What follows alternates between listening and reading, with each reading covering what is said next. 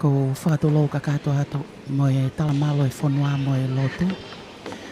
Kaya tā ke o whakamawhola hanga tono atu i he pongpongi o he aoni. Pongpongi sāpate uluaki ni aho fitu o me o he tau hawhe maua tolo. Kai keu tau whawhetai lahi ke o tua mafihe ne taulamahao. Pea whakatu talelei mai ki tau tolo ki he sāpate mahu inga koeni tau te fito ki he whakamooni. Ai ngahi whungawaka ke he o e Lotu. Ai tokateu ai whanau lautohi talume i Januari mahina keni hono wha. Pea o mai ke kamataanga o e sāpate uluaki mahina hono nima. Ko kakato ai teuteu ai pule lautohi kau maa hono kau whai lautohi. Pea mo e whanau lautohi whakasāpate. Ai whungawaka o e Siasi Uesiliana tauatai na o Tonga. Kau whakatape i he tukololia ki he otuako hiko e ne uri fohi poto ko whai pia tau lawenga manu koto ai i he tāpuaki o e pongpongi ni. Whakaalo maali e whunga o e whanua ne ongo ai ne ai ki alo tāmaki nā tau inasi ai ka e whawhita i o tau whakamooni aki ai alo maali e tau hi ai otua ko whai ki a te tau tolo no kātoa. Whamawhola hanga tonu atu i he pongpongi ni i he ngalo ea. I he leti o walfitu poine nima e whae maka o maa tau pesi Facebook ai Broadcom FM Broadcasting. Ke tau mau inasi ai pia mokmo tolo no katoa. Tatale lei, tatari fia ai tonga kotoa pe i tonga eikini. Ngahi otu motu i toke lau pia o hanga tonu atu ki a te mo tolo kotoa pe nei tuapule anga. Kau tau wheta ki nima i he whakamooni aki kane tae oua. Ai kau mai ai eiki. Ko e polokalama o e pongpongi ni. Whakawenga ki ai mahina ko me mahina hono ni ma. I he whungawaka o e Siasi Uesiliana tauatai na o Tonga. Ko e Talaofa o e laumari e ma oni. Ko e tangata malanga o e ahoni. Ko e eik Palestini peia o e Siasi ko whaiwhekau. Toke tā te vita koloa ia hawea. Ko e kawenga malanga ko whotu o ke whakailunga i aki. Ai Malanga Fakamē o e tau wawhe maua tolu. Tā peia he kōspeli o e aoni kōspeli o si sukai sono i tohi e Sione. Hong fulma wha o e wahe tā tolu mo e tā wha o e vesi. Pea ilonga hamea te mokole i hoku hingoa.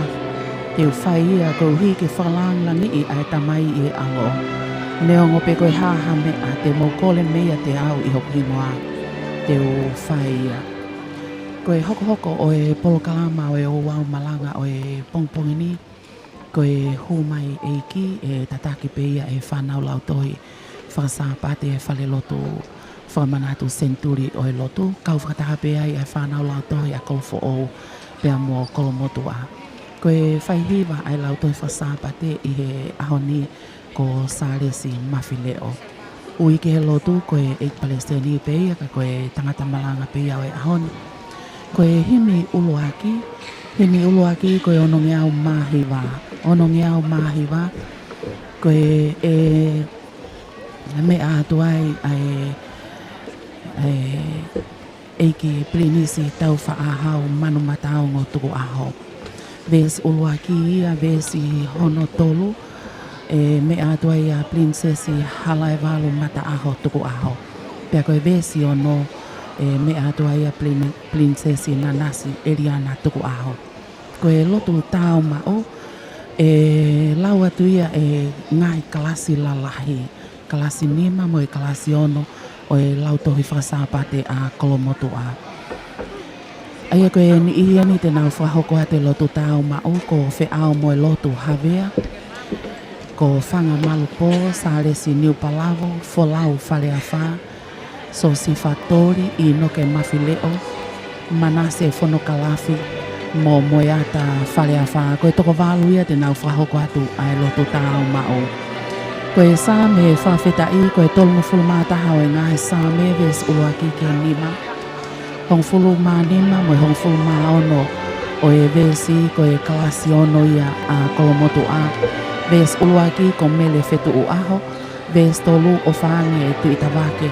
Ves nima latai Mafile'o. Ves yono liu mei tu pou tolu. Hoko kia ia hiwa whawhetai. Tatake atu e lauto e whasapate. O e Falelotu Centenary. Whakatahapea ia Taufa'ahau mo kolomotua. Le soni uluaki ko e tohi ngāue ane apostolo. Ngāue vahe fitu ves nime ni maki e ono noa. Lauatia e ni ko e nime lauto e whasapate a Taufa'ahau. Ves i nime ni mako fine halaufia. Ves ni mga fulma o no ko sela ma'u lakai. Ves ni mga fulma fitu ko choi na itoko. Ves ni mga fulma valo melerina lava kei aha. Ves ni mahiva pensimani tafea. Ves yono noa ko melenaite tapato tai. Hoko kia i whakawaha le soni pe ko e antema ko teuteu. E he ongo lauto i whasapate o e Falelotu Senituli. Tataki pea he whaihiwa ko salesi Mafile'o. Pea koe hingoa o e antema koe ni The Great I Am. Koe leso ni hono ua ipseri apita ua o e vahe. Ua o e vesi ki hono hongo fulu. Pea e laua tia e ni i koe ni me lauto i whasapate a Taufa'ahau. Koe vesi ua ko Florence Nightingale Mapukava. Ves tolu ko Sione Filipe Lutui. Melenaite Lutui, Lili Lavinia, Siale Halaufia, Nancy Frauslea, Toatepi Lavinia, Kalolaine Latu Ila, Peamo Tukua'aho Mano. Le soni hono tolu, le soni Frausia me Gospeli o si suklai sono iktohi e Sione hono fulma whao e vahe. Uluaki ke taha whao e vesi, ai e lauatia e klas wha mo e klas nima. O e lauto e whasapate a kolomotua. Ves uluaki mo e wako anaseini toa junior. Ves tolu mo e whanu ni a kaituu. Ves ni ma mo e ono o whaunga. Ves fitu mo e valu Olivia Mafile'o. Ves i hiva mo e hongo fulu mele ana tau mo e whalau. Ves tahataha mo e taha wahe amoni alea motua. Ves tahatolu mo e taha wha ko saia tua aholelei junior. Hoko ki ai e talatu utuuni ai se tuata. Koe sapate whame ko toa peo ko whai ai lipa anga mea ko hono taimi ia. Koe hini hono wā koe nimangi au nimanga fulmani ma.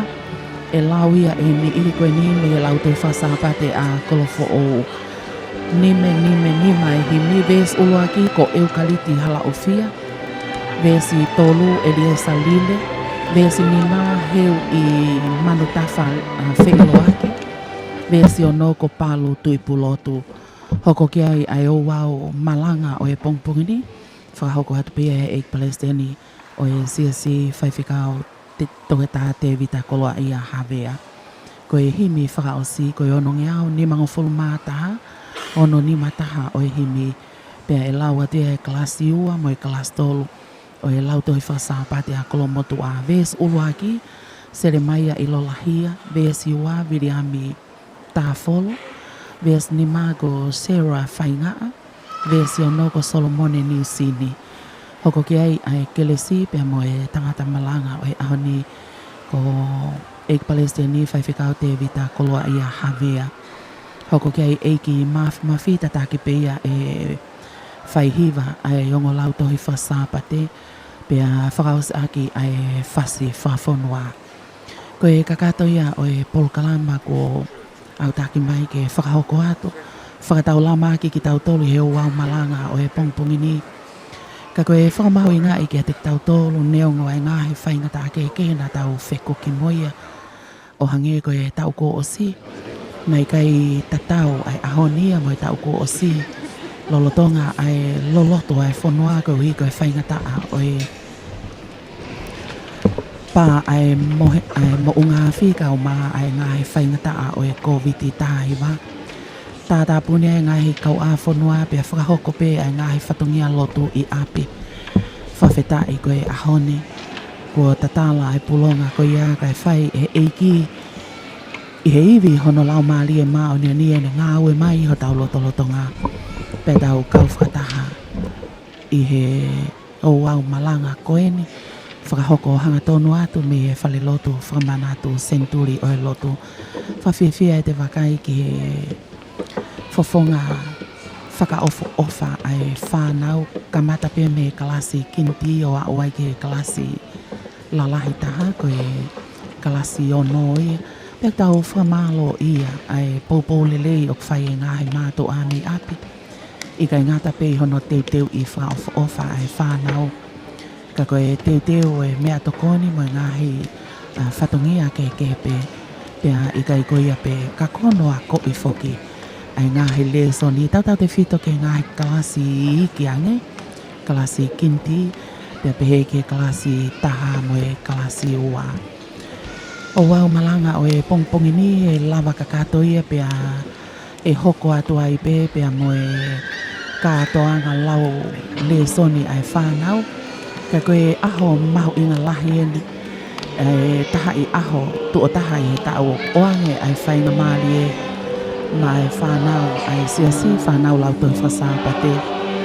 Ke nau malanga mai ke nau tolu ka tau whanongo ki tau tolu ai mātu a tau hi whanau. Ko hiko ki tau tolu o tau mau ai whainga maali e ke Falelotu pea malanga ka koe ahoni. Whaatai e siasi ke oange he whainga maali e tuo taha mai whanau ke nau whai e malanga I hono malanga I o e wholofola ka o mai ngahi himi. Toka maali e loto Nuku'alofa I e houani pea mau whatawange mo e kaungau e kotoa pe ai le tio valfitu po ine nima e whae ma o ko tatau mo e ngahi Siasi kotoa pe I kai ngata he whungawaka o Siasi Uesiliana tawatai na o Tonga ka o ko inasi tatau ai mo e ngahi whungawaka keke o e ngahi Siasi keke he o tatau I Tongani pia mo e ngaluo pe o ko whakahoko ai kātoanga whakame ka koe kātoanga ai lautohi whakasāpate. Māua e Palestini me he tuunga malanga. Kau mā ai ni ihe hoi ki o e whonua pia mo e ni ihe kau taki o e puleanga, kau whaiwhi kau mā ki nau tolo ku nau tataki. Ai lau e ngahi wholofola kau mā e ngahi himi ko nau ihe tāmua o e Falelotu. Whawhi I whiawhia. Mo e loto mā whana ki mautolu ke tau kau whakataha I he pongpongini. Tau te whito ki a te mautolu ko toa pe. O mo toka mo e kawha me a pina. Si kau toka leke, tau leke leka kau mā ki mautolu o whaingata ia. Whakaisino. Mo whakaata mai. Pea ka pao ko mautama ki a whakalau mā lie hamo ui. Whawhi ke tau kau whakataha I e polokalama o e houani.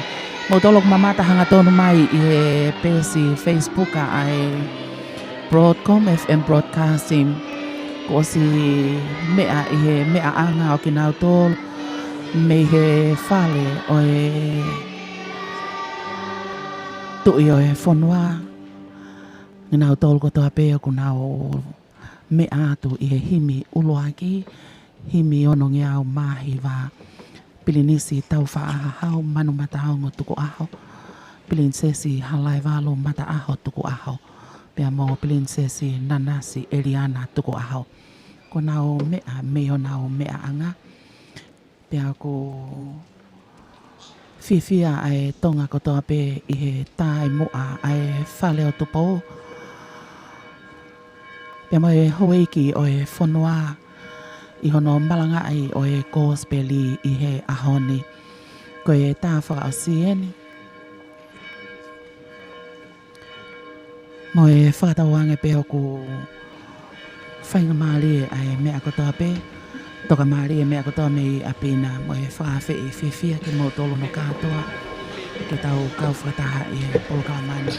O atu hanga tonu me e Siasi Uesiliana toa taina o Tonga I Vaini. Mo tolo ko mamata he tau pesi Facebook o atu hanga tonu pe ia I he pesi I he live stream ai le tioni ai malanga ko ia I he taimi tatau pe ko e ni. Whafonga whiawhia ai whanau pea o tau pe ia ke pehe ko nau sāpateni aloe ahonia o tari me he kahauna. Koe tau wā whe mā ua whā o ko whakailonga whehu ia ke he tau whakaukau pia mo he tau mo'ui. Kauhi koe tau amanaki ke he kahao ka ko pūri ho tau amoi i he ofa ai otua. Ka ko toka pe kia e tau lotu pia toka kia e tau whakaukau mo e tau tui mo e tau amanaki. E ave hao ki tau tolu e he otua ke tau ina se whiawhia ai. Whakawhi i atu ke tau kau whakatahe malanga o e pongpongini.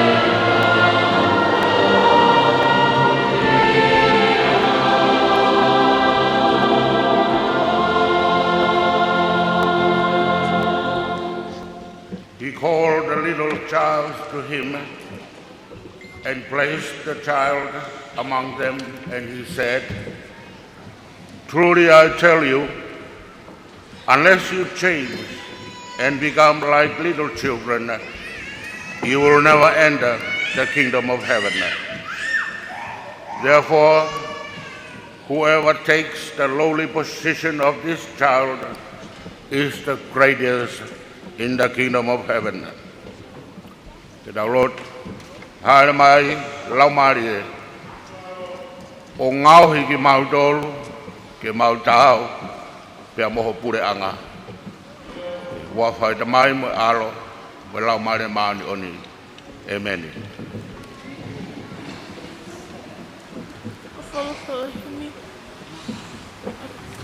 Taaki, tamalanga, pongpongini, ona no hiwahimi.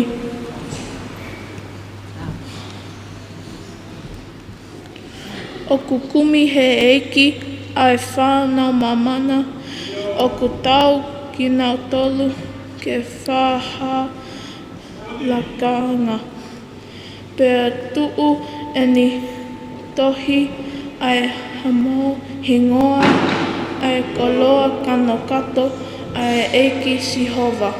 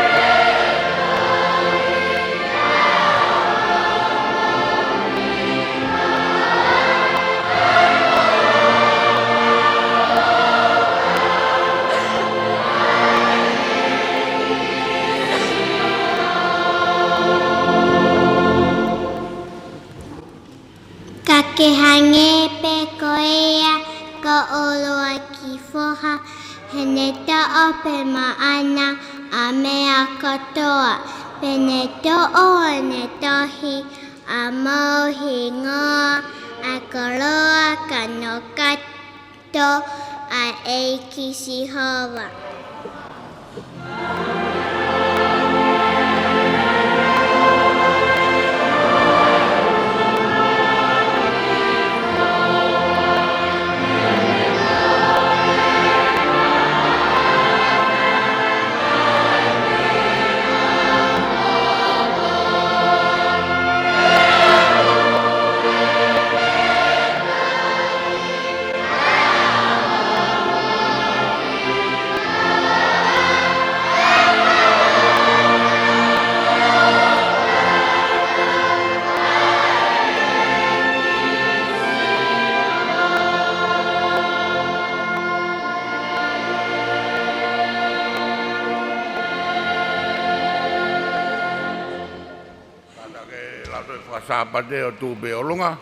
May the congregation be seated.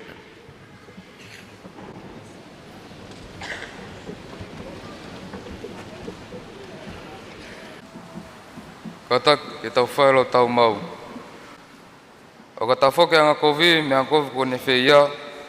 O ne fai ke lau mo totonu e whamoe no lau maari e tō tāko ia. Ko fei lau lau ke o tua ko lau maari e lavea. Ko loto lavea mo mawheswhesi e kai tai tō kai a whiuna.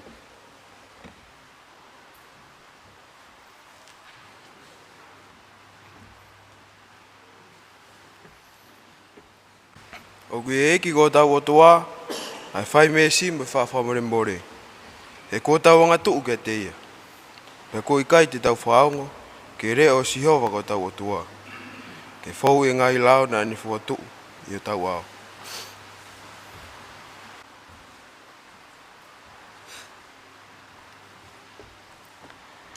Si ka inga o whina, o koe ki tau tolo te i tapu e ngai pot keke.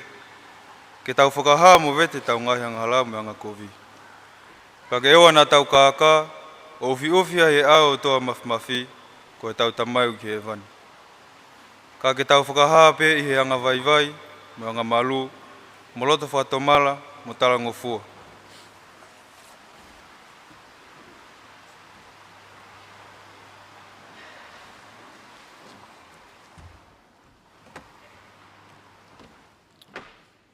Pea ke uhi, ke tau ma.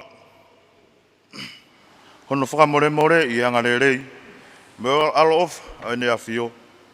Ko ia, o ko e kina kiat, ke teki mautolu, ko whakatahani. Ke tau unu at, i a whio anga, alo of.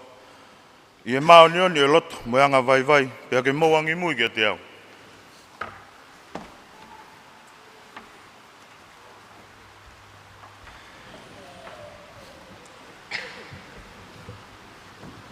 E tamai mafi mo arofa. Ko mau am no ape o afi mo ngahi ala o ange ko e whangasi pe. Ko rai whau e mau mui ke ngai whirioi, mohori o mau loto. Ko mau e ho ngahi lao ma oni. Ko mau siaki a ngahi mea nai toton ke mau whai. Pea ko mau whai ai ngahi mea ko ia, na i kai toton ke mau whai.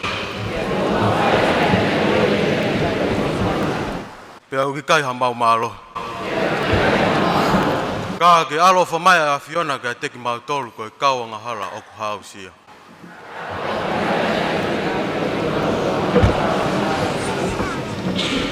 Ke whawa more a ki mau tolu e tene mau ngai anga hala. Ke wha mui haka ki matolu whakatomara.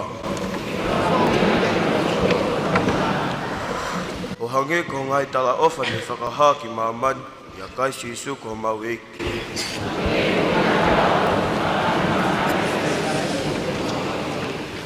E ke tuku mai tamai alo ofa.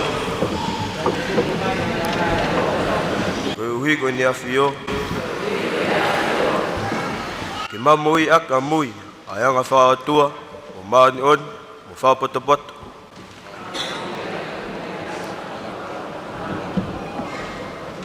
Ke ongo ngole rei ai ho wafto tapu. Amen.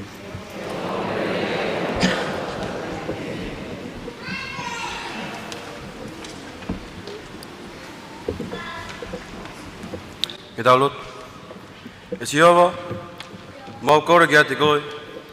Ke whamoui hoka kai me he nao ngāhi anga hara. Koe ke mau ata i ho alofa. Me ngāhi hae anga hara.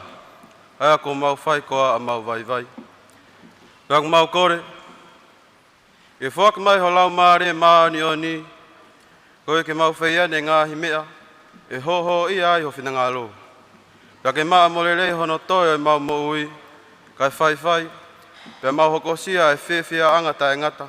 Ia sisu kalaisi ko mau eiki. Amen.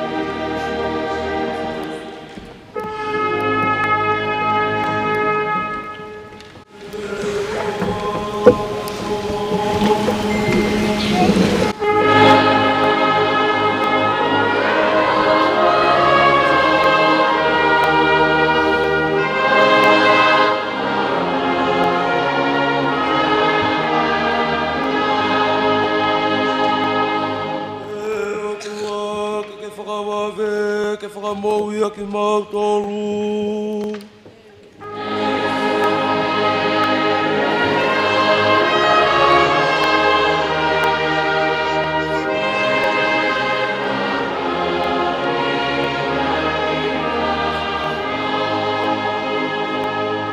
Gloria ki e whakamai pia moe alo, moe lau mari e oni oni.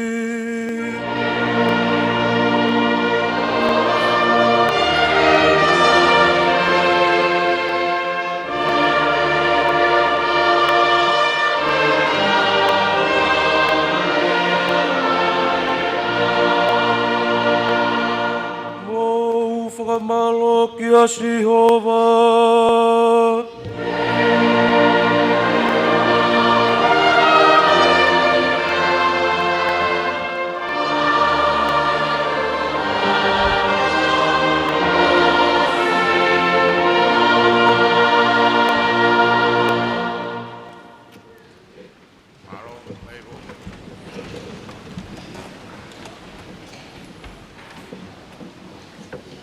Same whawheta I ke pongpong ini. O to ia me tol ngofulu mataha ngai same. Ai te tau kamatalau me no rake ko ngā. O tuku ki ono nima. Hiki me ai ki ono ngofulu ma nima ko ngā. O tuku ki ono ngofulu ma ono. Same tau taha. Ves uraki ki nima. Hiki me ai ki ono taha nima. O tuki ono taha ono. Ka taki, ka tau laupe I whonga ngā maheni. Eiki. Ko huwhanga ki a Fiona, oa te ke tukua'aho ke umaha o ta ingata, ka iho o totonu ke whakahau whikita.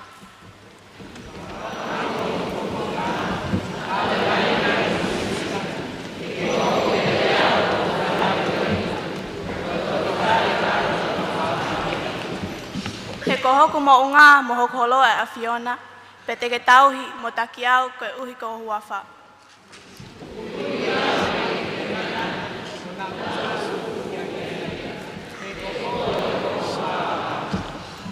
O ko tuku hoku lau malie ki o nima, ko ke huhu iau Sihova ai o tua mo onia.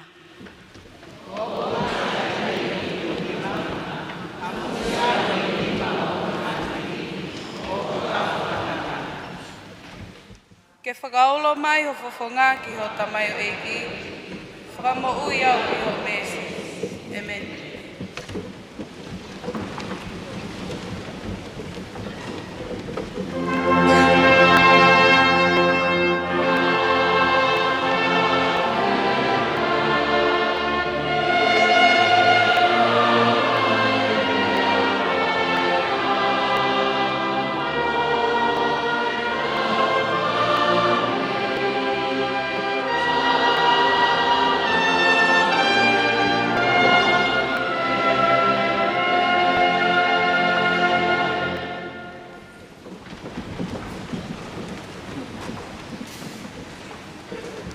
Raka le sone la matau te pongpong ini.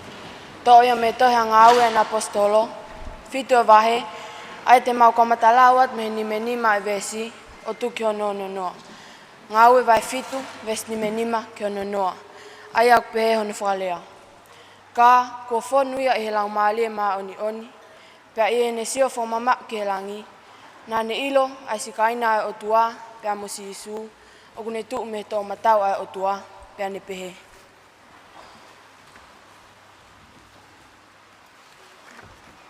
O ko sion ke ngā langi ko matangaki. Pea koe whanau tama tangata o kune tu me ihe to matau o o tua.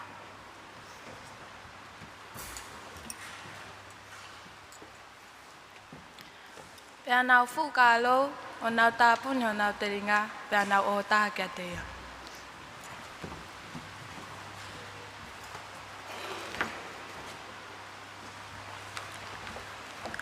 O nau ka pusia ki tua a kolo, o ka mata tolo makai, pea koe kau tukuaki nā nau lako atonau ngai ko te, ke vai o hatalavou na ingoa ko saula. Pea nā whai e tolongi Steveni, o ni tau tapangi o pe, e sisu ke maa tau la marie.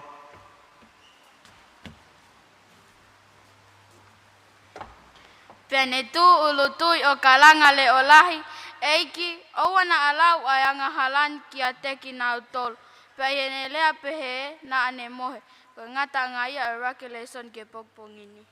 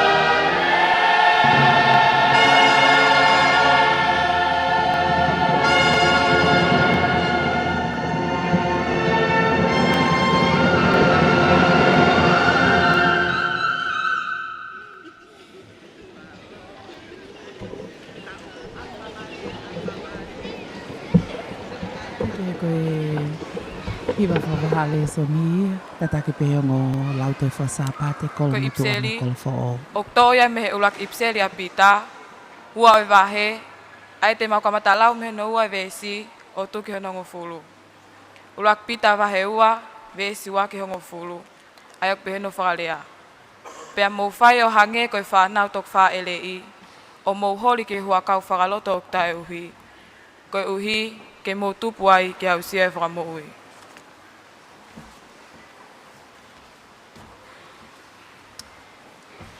O ka pau moon, e mou kamata, o ksai e iki.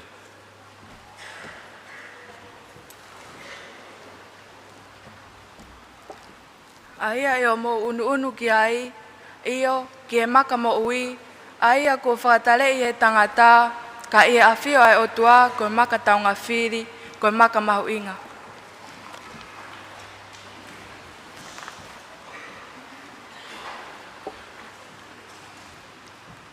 Pea mou tuku ke langa ai ki mou tol foki, he koe koto maka mo ui, mo whale whakalau maali e.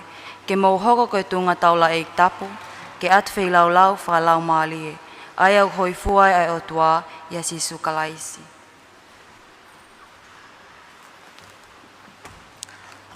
Koe uhi o kutu iha pot folofola.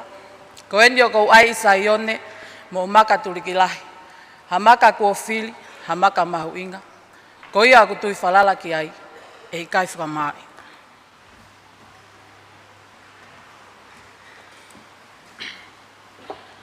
Aua, tako ono mahu inga o maa mou tolo ok tui. Ka kia kau talangata, ka maka ne whakatale e kau tufunga, ko hoko o tuki anga.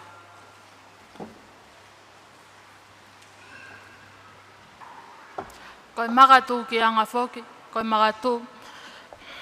Koe maka tu ki anga foki, moi maka tu whatu whiwhis, ai whahinga o ngā humu, i e nau talangata ke whorwhora, ai e foki tai tūtun ki nā tolki ai.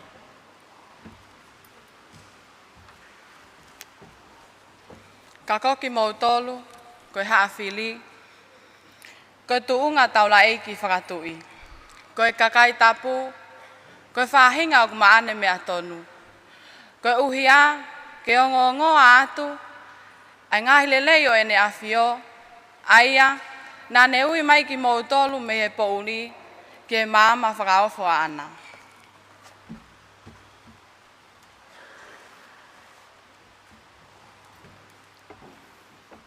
A ki mou tolu aia koe atai kakai i mua. Aia koe kakai ai o tua, ka koe kakai koe ana kai whai ha mees ki ai, ka koe en ko mau mees. Amen.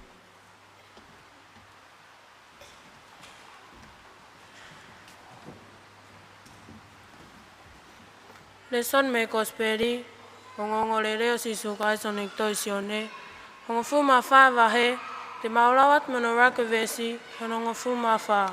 Sen vai tā wha, ves raki ke tā wha, au peheno wharea. Oua nā tuke puputu ho moloto, tui pikitai ke o tua, tui pikitai whoki a te au. E apu ek tamai, o kulai angai no whanga, ka nei kai, pehe kou tara ke te motol, he koe aru en o te utewa pot mo motol.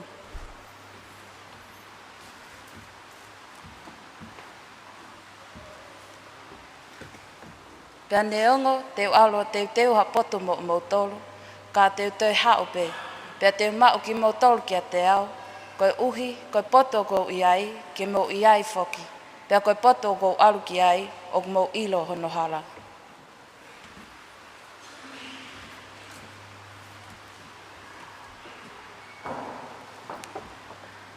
Pea lea tō maski ai, eiki, o ikai te mau ilo pe koho mea ki whē, pea mau ilo whewhea e hala, pea wholofola ki ai asisu. Ko au pe koe hala, pea moe mo oni, moe mo ui. O ikai hau hataha ki e tamai, ka iene fau i a te au.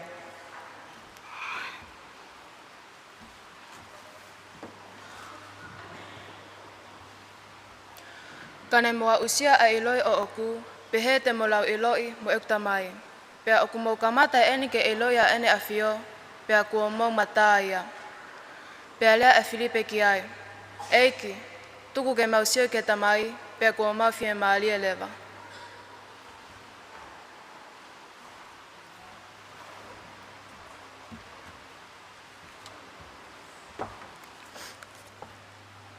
Pea lea si suke te ia, ko futu e kuia tek mautolu, pea ko te eki ko ake ke ilo ia Filipe.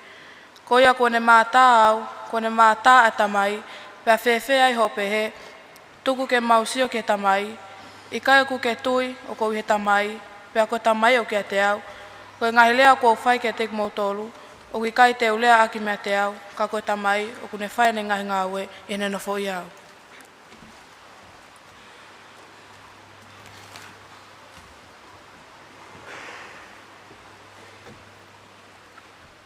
Mo tui kia te au, ko au o ko ia tamai, mo e tamai ia te au.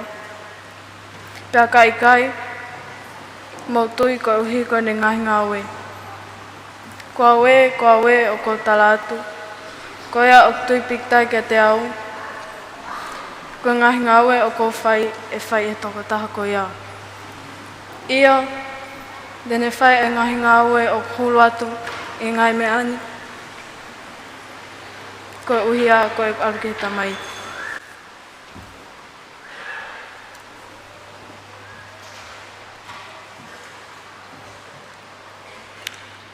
Pea ilonga ha mea te maukole o kingoa, te uwhaia. Ko e uhi, ke whakalangalangi e tamai i he alo. Neonga po ha mea te maukole mea te au o kingoa, te uwhaia. Ko ngata ngai ngahi le soni ulau magtau tole pongpongini. Amen.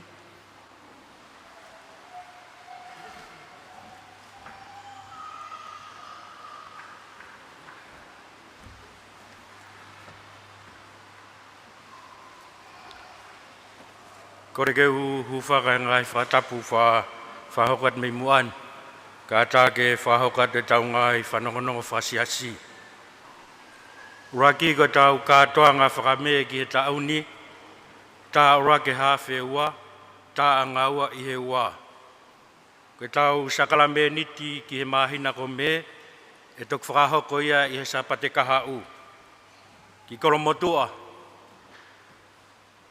Whai e tala siti, Falelotuni, hiri e Lotu e whiawhia pongpongi. Pea ki Kolofa'ou, koe whakataha whakasiasi, hiri e Lotu e whiawhia pongpongi, ki he kalo whiama e puef. Lotonga e tau himiua, whai e tau ripaanga, pa mai e lau tohi whakasapate. Malo apita. Ko noua whawhalaimi, kau tohi vai. Ni mange au, ni mga fulma, ni mga himi.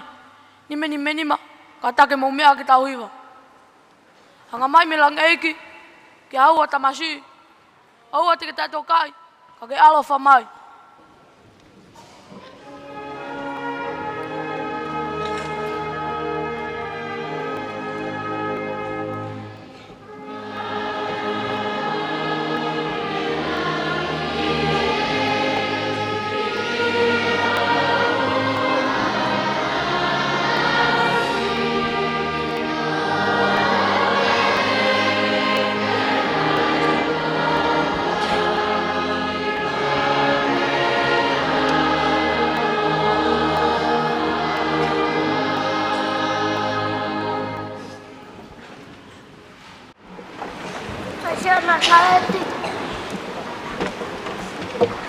Salote, aku makai pakai tua, aku kai mau tua.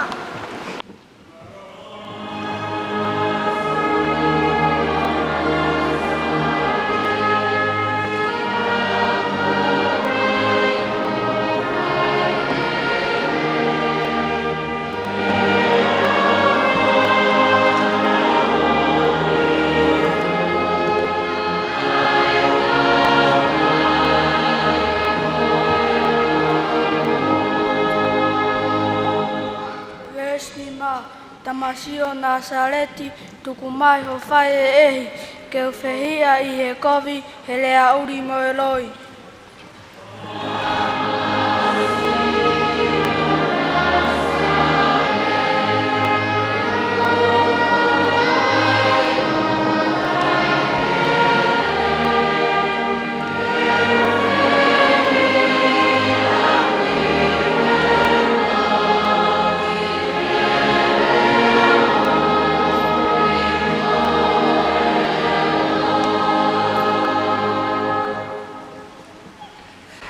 Pesi whakaosi, tamasi I o nā saleti, na ake whanu hekelesi, o mi whoki ke waunga, o whapeke me akotoa.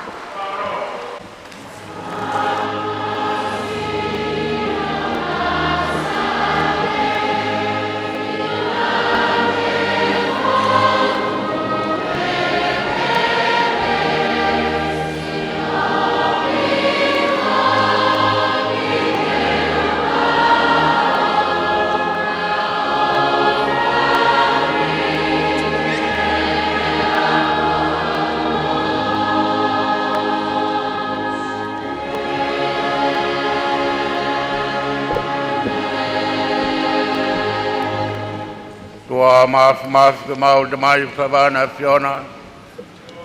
Koe ne mea ofa ko hapai mai e Siasi. Te koni ke Latu e whasapate. Ka mai ngahi whatongia. Tau hi Lotu o whai ke mau whanau. Tā buak mai mea ofa. Ka taha mai mau whanau. Ka mai ongo pure lau tohi. Moi kau whai Latu e whasapate. Ai Falelotu Saione. Ke mau ha aho le lei ahoni. Lang ia a Fiona, he mau ngahi mea ofa. E Sisu Klaisi ko mau wha mui. Amen.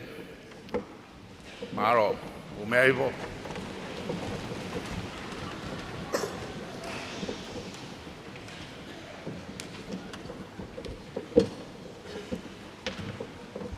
Tapke a fia o doa bahas masi. Ka mai Falelotu Saione fo. Tapke na afifio. Tupo wono mo kuira Nanasipau'u. Tapke taine princesi. Ka mai whare tupo. Se au e whare area. Mai ho ego whanua. Tapke a pinis Taufa'ahau. Ka mai o taine princesi. Ka mai kau tokon ko tope ki e ngau e ahon. Mo e Latu e whasapate. Kolo matua mo kolo fo'o. Ka mai o te whahiwa. Ka mai kau whai lau tohi. Whai tau hiwa lelei. Ante ma whakao fo'o whai ahon. Ko hiki e hiwa whakame he tauni ki ha Tonga. Whakao fo'o whaopito apito. E maroat. Ko whanonga mai be ko mo wako hiwa, kau fia loto be. E lava e tau whanau, o whai ngā hiwa lelei, ke whai ake Lotu, ai Falelotu Saione. Tapu e skeitai lahi, ka mai tare ke tapore ka ngā whalau maria e Siasi, mai kau whai whakau, kau se tuata, kai maa ki mautolo kotoa be, Falelotu Centenary ke hon. Roki o ko tai le ki mautolo, whafonga e te Latu e whasapate, whawhia, ai tau wausia e sapate whakame o e tauni. Tau nofo mo e amanaki, ha kātoa ngā lelei ai whiaf, pe tau pōpō ai be mo e tau Lotu, ke tōpule kina e tau whanau, o hoa baeanga whakaotua, pe ke whai be Siasi ono whatongia, ke monuia e whanua, mo e Lotu, kuhi o kia whanau lelei, me Saione, ke mo'i i o tau aho mo tau kuonga. I tolowat ka e whakawhilogia te tau kau a. I'm honored to welcome the General Secretary of the Pacific Conference of Churches, Reverend James Pakwan. He will offer a short reflection and a sermon for us today. He is from the Methodist Church, Fiji, and he is here as members of the Methodist family, Pacific Conference of Churches, but today as a leading member of our Pacific Churches Partnership Agency Network who are here, and we are having a meeting here today, tomorrow, and Tuesday. Malole James. The Pacific Churches Partnership Agency Network, we have a delegation from Australia, from the government of Australia. James will say a few words about the meetings. And we welcome those of you from Australia. John Gilmore, the National Council of Churches in Australia, the President. And Joanna Tangi from Nuku'alofa. He is here on her capacity of the Christian youth of the Council of Australia. Matthew Davis, he is the National Director of MICA Australia. And Dr. Sureka, she's been here before with us from the Uniting Church, Uniting World, but she is here as a church agency network. And also Elizabeth Mary Stone, the General Secretary of the National Council of Churches in Australia, and Judith Houston, the Secretariat of the PC Band. Also Sylvia Mendes from Christian Women's Representative, and two members of the meeting are from the Government of Australia, DFED, Julian Cowley, and Carlo Tafolo. She's Tongan also. Malolele, and welcome to the delegation from Australia. From the United States, we have Valerie Nodem, the coordinator for Joining Hands Initiative, and Dania Oliver from the Presbyterian Church in America. And around our Pacific, we're happy to welcome Pacific leaders from Methodist Church Samoa. We have the leaders from Papua New Guinea, Vanuatu, Fiji, and also representing the Council of Churches from various groups around the Pacific, and also from the Secretariat of the Pacific Conference of Churches. On behalf of the church, we welcome you to Tonga. On behalf of our elders, the royal families and the royal household, and this Centenary Church, we are very, very happy that you avail your time to be here in Tonga for our meetings, it started yesterday actually.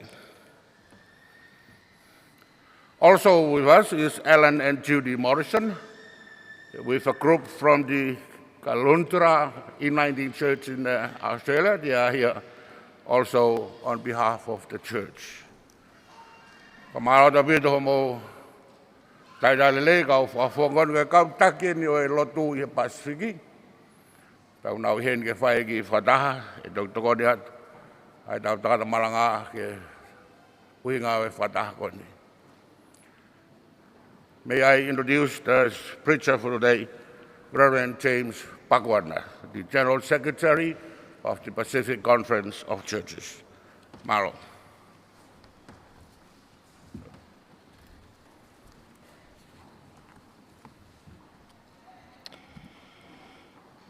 May I begin by paying respects and acknowledging members of the royal family and the royal household, members of the nobility, elders, people of the Vanua and the church.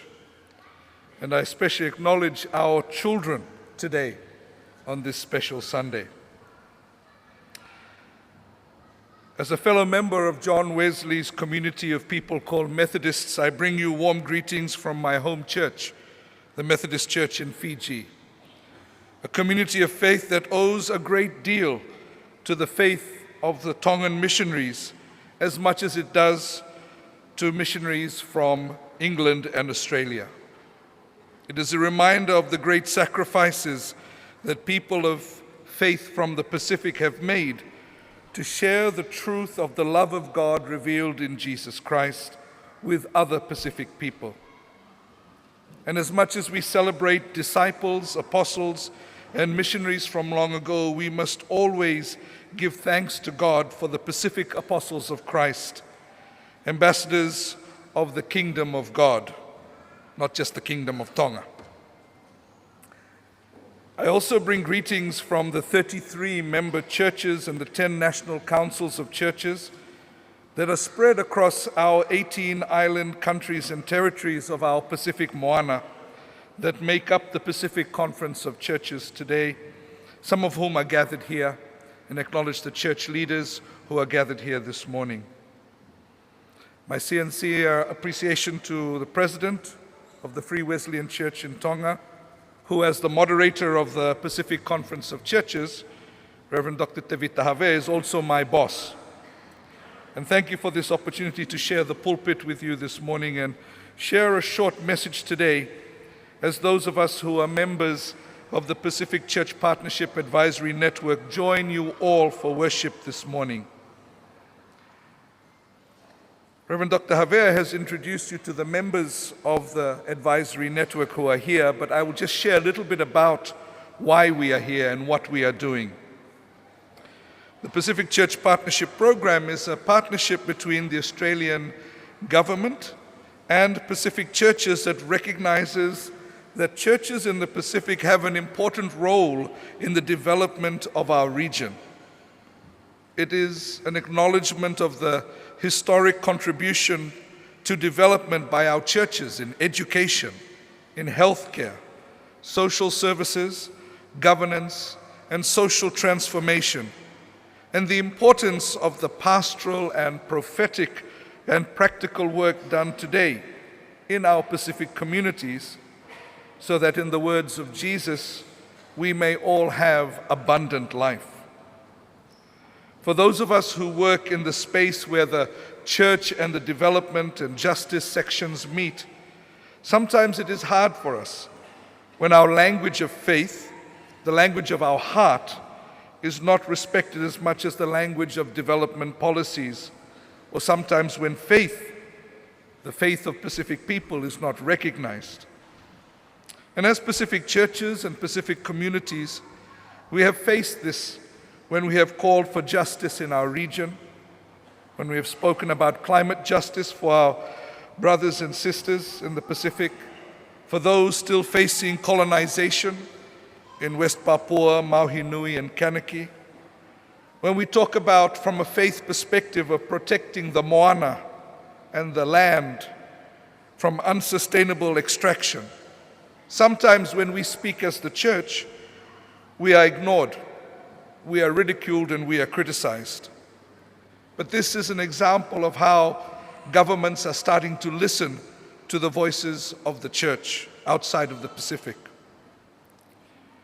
Last January, when the volcano eruption took place here, I felt the shock waves in my home in Suva. We could feel what was happening, even though we didn't know exactly what was going on. And when we finally were able to get in touch with Reverend Ikani from the Tonga National Council of Churches, who was borrowing somebody's satellite phone, and then with Reverend Dr. Have, and as the news began to come to us, we began to receive the stories of what happened. Stories of devastation, stories of survival, stories of loss, but also of resilience, and stories of recovery. But the most shared story, and for some in the development space, the least accepted story, were the stories of faith. In the midst of the violence of nature, the hymns and prayers of the people of Tonga were rising to heaven. And we gave thanks to God for that. As practical survival responses and recovery took place, we saw that faith remained the anchor and the foundation for the people of Tonga. We are very grateful to the Free Wesleyan Church of Tonga and the Tonga National Council of Churches for being our hosts for these few days in our second advisory network, and for the love and the welcoming spirit with which we have been received. And of course, we are also very grateful to join you this morning for White Sunday, for Children's Sunday. And we are also hearing that this afternoon service will be very exciting as well, as our children perform. At the Pacific Conference of Churches, we recognize that children are a precious gift of God.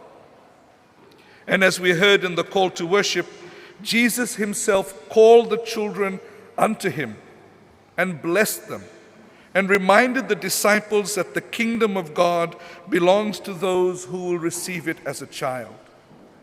And this has been at the heart of our work at PCC on child protection and empowerment, as we believe that if we as Christian communities are saved communities, we must also be safe communities for our girls and our boys. And days like today are also a reminder of the spiritual empowerment that our children must receive from the church and from their families. Even someone like me, who was one of the naughtiest children in Sunday school, often my Sunday school teacher would send me outside for a while. But even me, I was able to receive the spiritual nurturing in the church and from my parents to give me and my faith the firm foundation of a personal relationship with Jesus, and how that relationship with Jesus must be lived out in the world that we live in today, and a deep desire to serve God. Of course, as a young person, it took me a lot of time to figure out how to serve God, but the foundation was laid as a child. In today's reading from 1 Peter, we are reminded that like infants, to drink deeply of God's pure kindness and to grow up mature and whole in God. It is our responsibility as church, as family, as parents, to ensure that our children drink deeply in the kindness of God. And that happens when we share the kindness of God in our lives also. For children, that taste of God's love comes from our parents, who give us that first understanding of what God is, even before we even begin to learn about who God is and who Jesus is. As Jesus reminds us through our gospel reading today, that he is the way, the truth, and the life.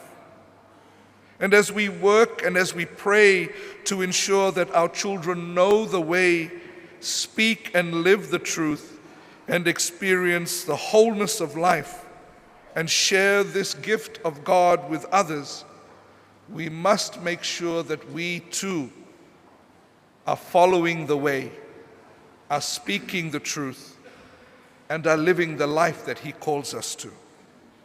Our children learn from the way we do things. Jesus gives his promise of a permanent and abiding God.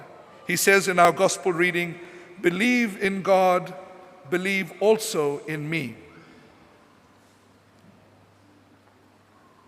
Jesus extends that abiding relationship between him and the Father into a relationship that the disciples and now we also may enter into. As he says, "In my Father's bure, or my Father's fale, there is space for everyone." As Pacific people who practice both inclusive community and inclusive hospitality, we understand this very well, even though sometimes we struggle to practice it. More and more we find in the world today excuses and labels that are designed to keep people out of the household of God, the very household which we have been unconditionally accepted into. Jesus reminds his disciples, and the writer of John reminds the community of believers, as we are reminded today, that Jesus is the way, the truth, and the life. He is God's pathway, the truth about God, who God really is, and the life of beauty and harmony that God offers to all in him. Jesus is both the way and the guide to that deep relationship with God, a life in the presence of God, a life in the love of God. And today we celebrate this with our children so that they will know the way, they will know the truth, and they will know the life in Jesus. Through their parents, through this church, to live this way, to live this truth and to live this life amidst the challenges of growing up in this world. And perhaps our children faced challenges like never before. There is so much noise out there that distracts them from knowing the way. There is so much out there that makes them question what is truth. There are many ways that people nowadays avoid speaking the truth. And there are many ways in which life for people and for God's creation is threatened. This is the place our church, our communities, our families, where our children need to learn that way. We are their guides until they are able to know the way themselves. We need to continue to speak the truth so that our children will not be ashamed of speaking the truth. And we need to celebrate the right life so that they too may live this life when it is their time. As a father and now as a grandfather, I see this more and more, the role that we have to play in setting that foundation for our children. And so we give thanks to God today for our children, for days like today, where they can celebrate their faith and we can sometimes learn from them. May God's blessings be with our children and with all of us today. Amen.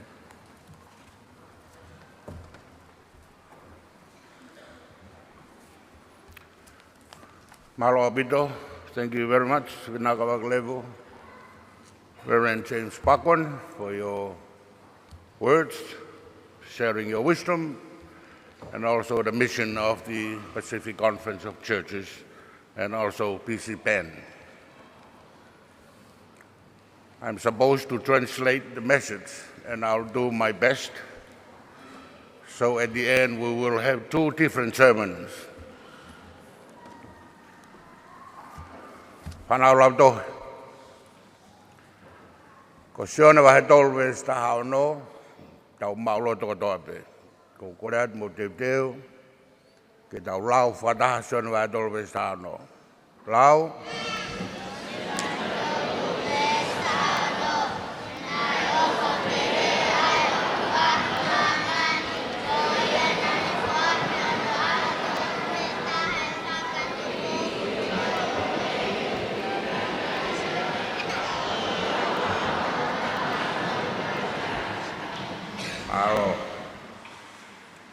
Parang lele mai, higi ni maha ke koe ku ke osi ului, o wia ha kelas ahau ke kau kiai.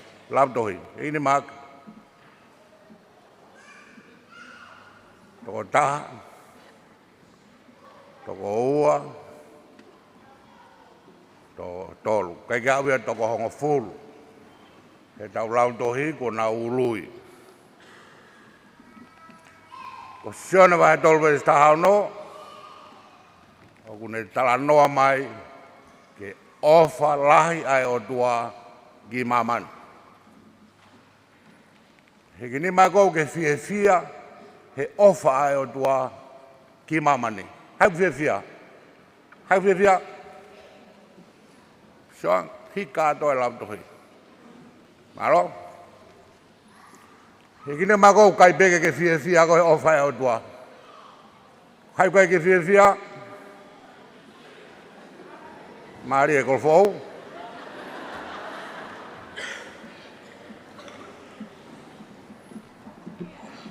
Sai. To tala mai be fesi. Koia e tui ke si sukalaisi mo uia. E mau e mo ui. E kini mako to beu ke loto ke ma mo ui. Kini mako ke loto ke mo ui. Sa kini maka to be la to he. To gilar. Koe kai ke tui te ke mate koe. Mate.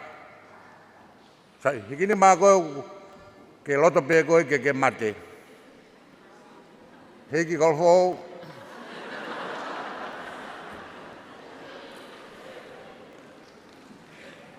Sioki ai, tau fia kotoa pe, he ofa ai o tua. O tau loto kotoa pe, ke tau muui. O kai kia tahi ai loto, ke mate. Ke utoi whiwi atu. Saione, la te whasapate. Ko hai o tui ke a sisu kalaisi, ko hui ke mo ui. Ko hai o tui ke a sisu kalaisi, ko hui ke mo ui, pa hiki ako ni ba.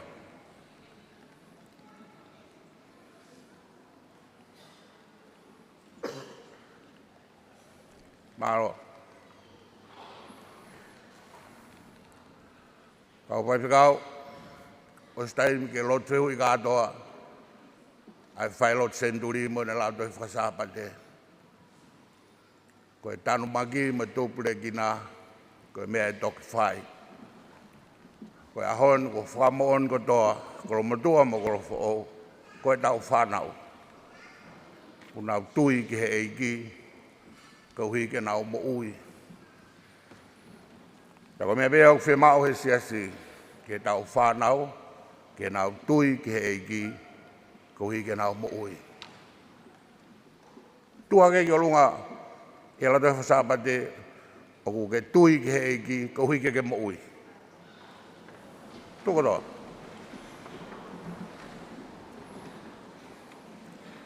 Ko e whuka ului, toko lahi taha ki mou tolu ai siasi.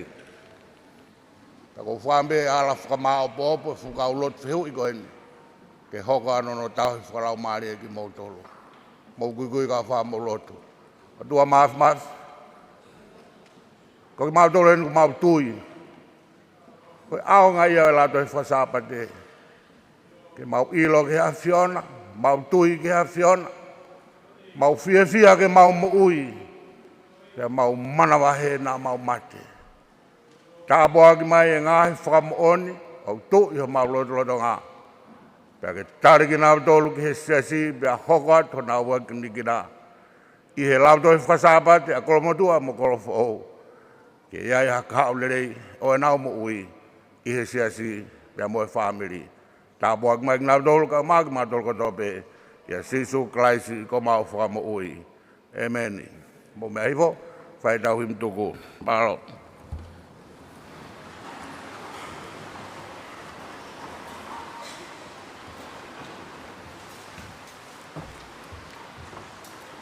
Ka whawahim te tahi watuku ai, i kātanga whamea koni. Ono ngā, ni ngā whumata himi. Ono ni mata, ka tak mo mea ki tahi. Si sula mea tua, nā kita masi i mua. Pea whewhai ala, si pinga nā kita.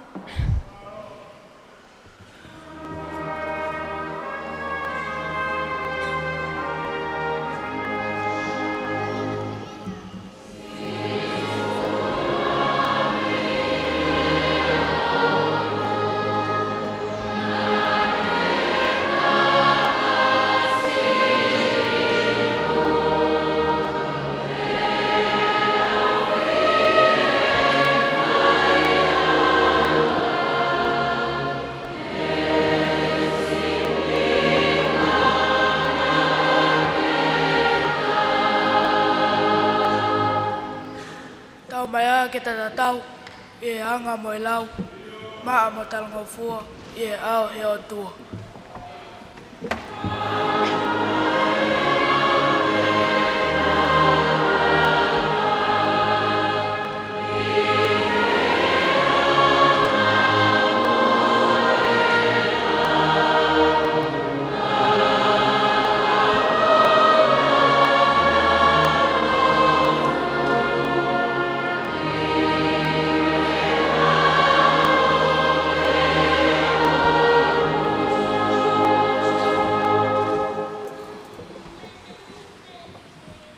Sinima, si suanga fafau, hu o whariau, ke whai te iape, e kumea kotoa pe.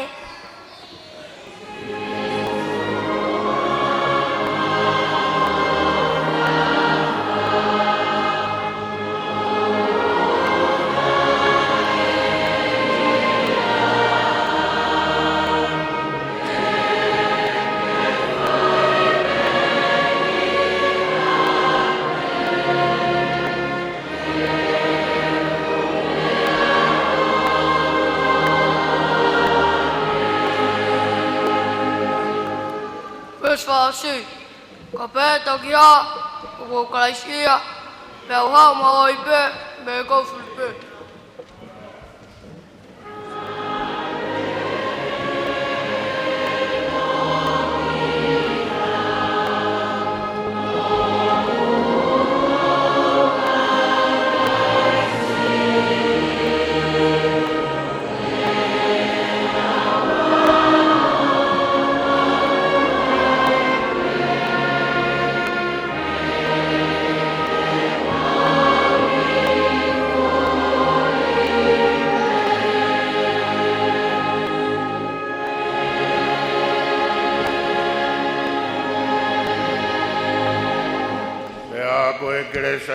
Jesus Christ of Halaevalu ka tau tamai mo fio he lau mare maoni ni kia ki tau tolu kotoa pe ia o tangata.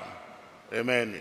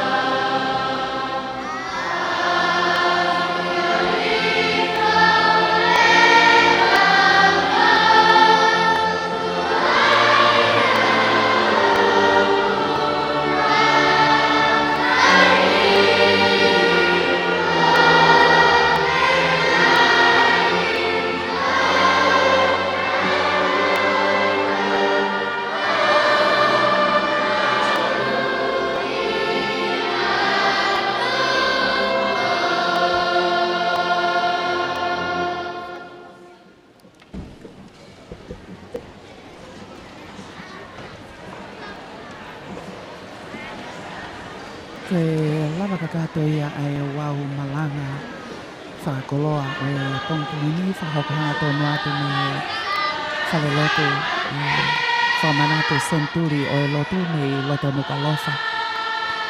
Te he koloa ko iao ku mauinasi ai ai whanau lau toi whasapate o kolomotua mo kolofo'ou.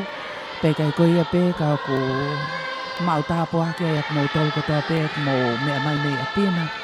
Kai te mo lava ke ngahe maunga kelesi o e ahoni.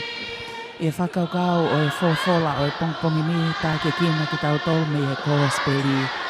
Pea fofola sisu ki ai ko au pe ko e hawa pea mo oni mo ui. O koe kai hau hataha ki he tamai kai he ne fō ia te ao. Meo ngona e whakolo aki ai eik Palestini ai whatongia mahu inga o e ahoni, whatongia malanga ka koe kau whakatahai pia mo e whaiwhekau na ane whahoko ai wau malanga o e pongpongi ko whaiwhekau James Parkwan pia mokinau tolu ko toa pena nau Moimoi whakataha mai pia me he ngā hei wheitu keke o nau ka whataha pia mo e Uesiliana tawatai na o Tonga o kolofo'o mo kolomotu a ke whakamonu ai koloa o e pongpongini. Ma o whatawanga pena e au taklelei atu ki apina tatau i tongani pe au atu ki he ngalo pe o atuanga tonu i he ngalo e a ka o mai tau pesi Facebooka ai Broadcom FM Broadcasting. Mau tatau atu ai pe me e Falelotu whamanatu Senituli o e Lotu. Mo e kau ngau e mau i heni whakataha ke o atu ai polokala mau e pongpongini o au malanga o e pongpongini whaita ko alipahate kisina. Wepi lea chiunia mo e tau le tio ko Pilolevu tuifua ko au Naomi mo nia takafua. Hoko totonu ai ua e toi o atu hanga tonu ai i he hoatani ai kātoanga whakame pe ko e whainga maali e ia ke malanga i e tau whanau i he ahoni ai a koe whakausinga ia o e polokalama. Tau whoki ai pehe ki he tau studio hoko at mea ngā he whatongia o e ahoni pea te tau toi whoki mai pe ke Falelotu Senituli e hoko totonu ai ua. Malo opito.